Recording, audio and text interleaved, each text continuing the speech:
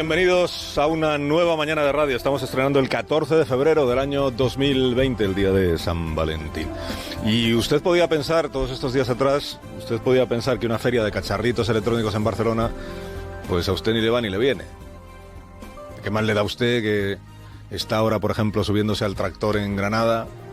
¿Qué más le da a usted si viene o no la LG o viene la Huawei a enseñar sus últimos modelos electrónicos a Barcelona? Bueno, hoy quizá empieza ya usted a temerse que el efecto mariposa sea una cosa cierta y que un virus trapecista que salta de un pangolino, el bicho que fuera, un ser humano en un mercado de China, pueda acabar haciéndole a usted mismo la puñeta pasando por una feria tecnológica de Barcelona.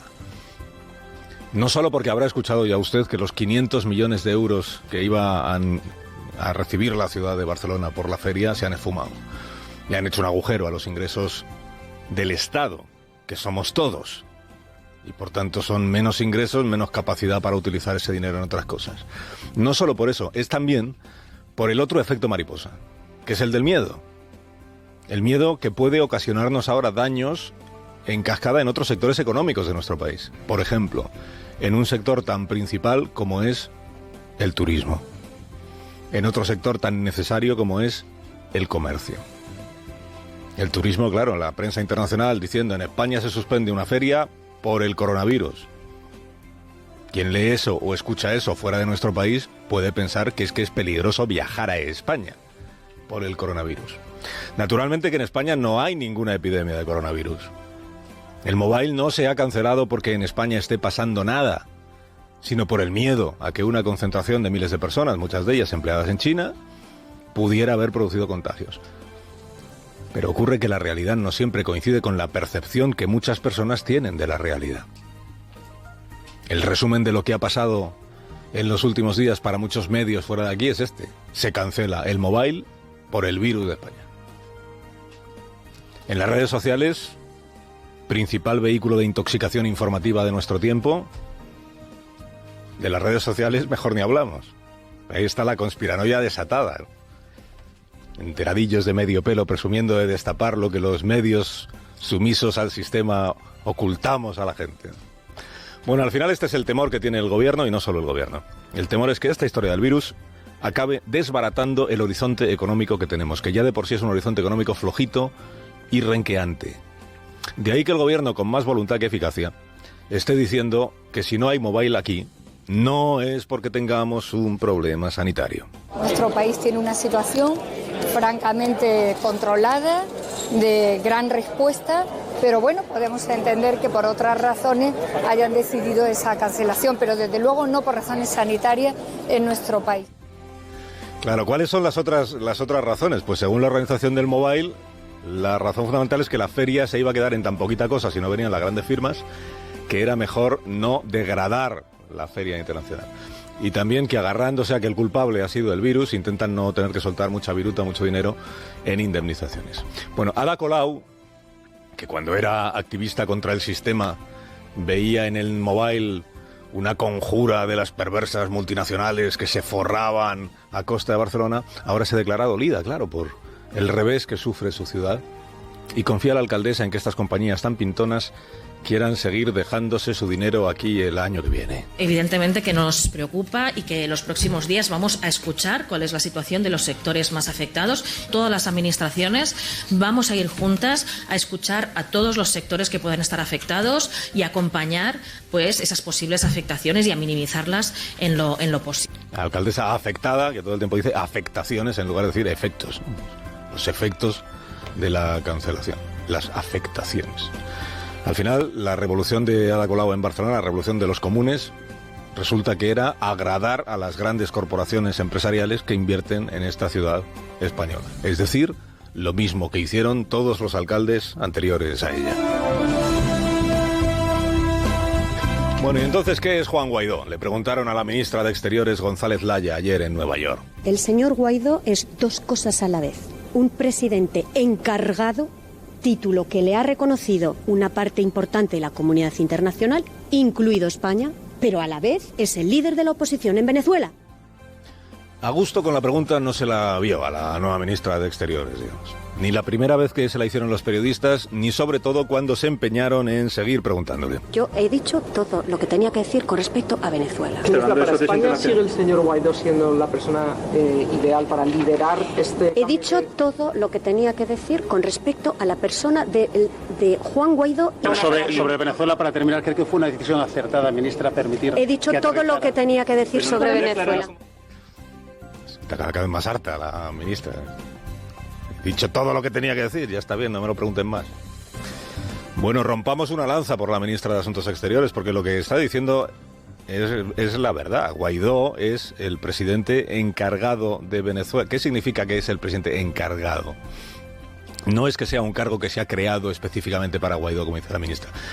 El Parlamento de Venezuela decidió hace algo más de un año que Maduro era un presidente ilegítimo, que no eran válidas las elecciones presidenciales y que por tanto estaba usurpando la presidencia.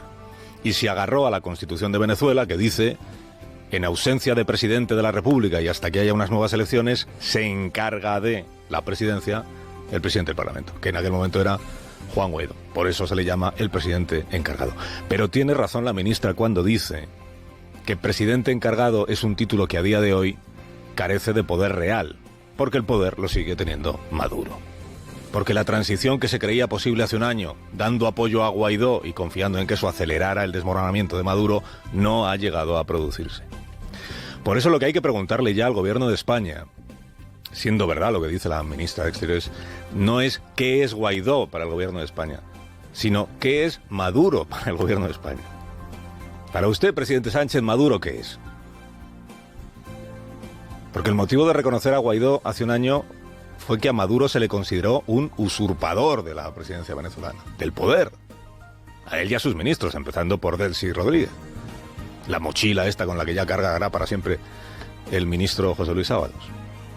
Y de la que hoy dice Voz Populi que traía en el avión 40 maletas, que fueron desembarcadas, descargadas del avión y que se las llevaron a la embajada venezolana. 40 maletas. Pedazo de valija diplomática que traía la señora Rodríguez. Contenido de las maletas, como es valija diplomática, pues no se sabe lo que era. ¿Qué es Maduro para el gobierno de España? Y si es que para Pedro Sánchez, y si es así, estaría bien que lo explicara, si es que para Pedro Sánchez ha llegado el momento de rehabilitar a Nicolás Maduro como interlocutor. Tal como antes rehabilitó el presidente a otros interlocutores, a los que había repudiado y con los que ahora no tiene inconveniente en sentarse a hablar. Sánchez el rehabilitador. Bueno, es conocido que a Podemos, que fue el partido que incorporó Venezuela como asunto del debate político nacional hace 5 años, cuando Venezuela era el modelo en el que se fijaban, Íñigo Errejón, por ejemplo, se acordará, aquella declaración tan luctuosa que hizo cuando murió el comandante Chávez. Es conocido que a Podemos le ha ido pasando que, siendo él quien puso Venezuela en el centro del debate político nacional hace 5 años, ahora le incomoda que se hable de Venezuela en el debate político nacional.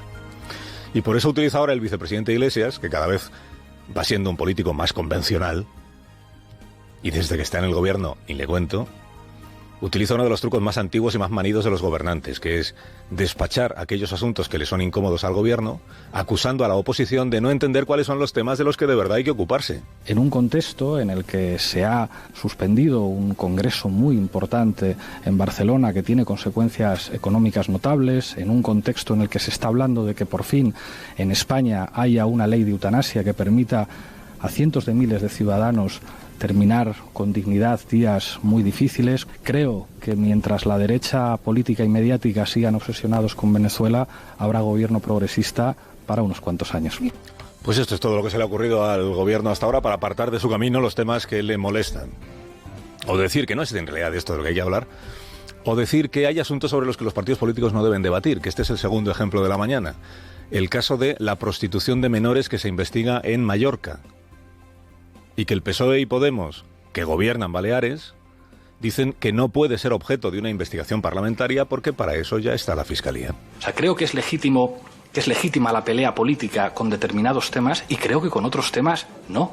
Está habiendo una investigación por parte de la Fiscalía, está habiendo una investigación por parte de la Defensoría del Pueblo y creo que todos deseamos no solamente que se depuren responsabilidades, que caiga quien tenga que caer. Que caiga quien tenga que caer, pero sin que haya comisión de investigación en el Parlamento de Baleares, porque hay temas que sí y hay temas que no, que es lo que siempre han dicho los gobernantes convencionales. Y por cierto, ¿qué es Podemos para alguien que acaba de irse de Podemos, que se llama Teresa Rodríguez? Una fuerza política que nació como una fuerza política muy madrileña, muy universitaria, también muy masculina, también muy clase media.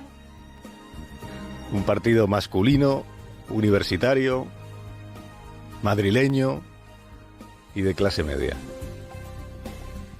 En concreto de Galapagar. O sea, Podemos es Pablo Iglesias, en opinión de Teresa Rodríguez. Pablo Iglesias, masculino y singular. Carlos Alsina, en Onda Cero.